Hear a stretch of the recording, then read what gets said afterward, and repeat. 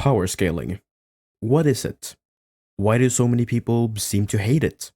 And how does it work? These are all questions I've pondered since I began power scaling 4 years ago, and I bet some of you have asked yourself the same. Whether you're a newbie power scaler or someone who's been in the community for a while, there are undoubtedly aspects that you might not fully understand. And so the purpose of this series will be to explain the rules behind power scaling so that more people can understand just how it works. Now, when I say rules, it's just me saying that these are what most people follow. There are no objective rules, and anyone can power scale however they want.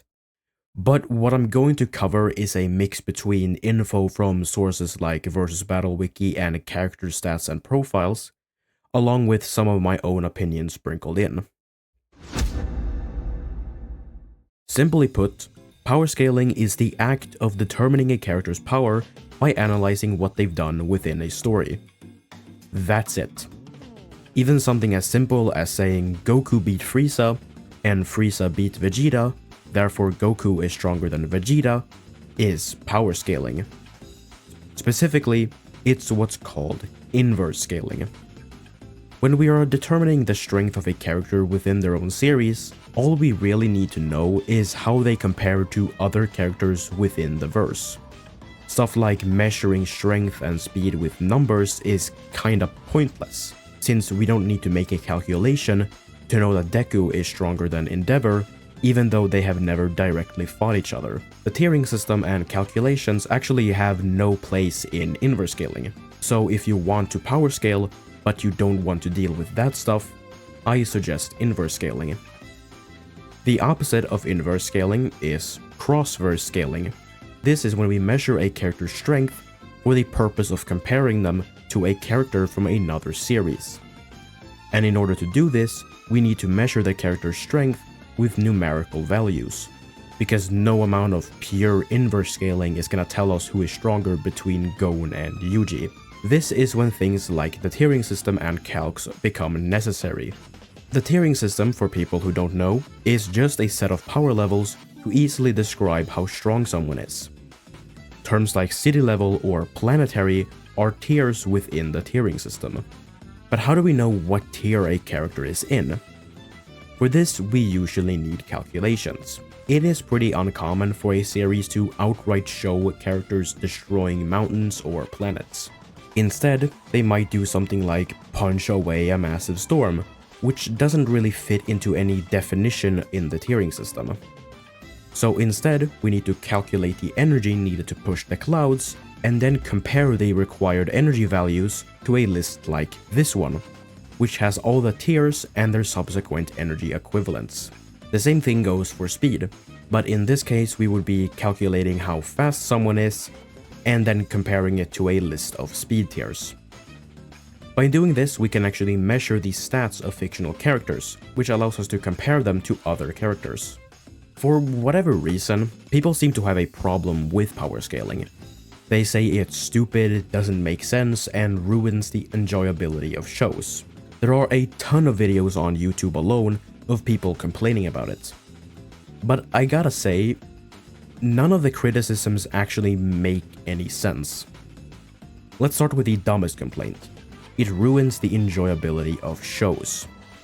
This doesn't make any sense because no one is forcing you to power scale or to interact with power scaling. It's like saying that a fan base ruins the show.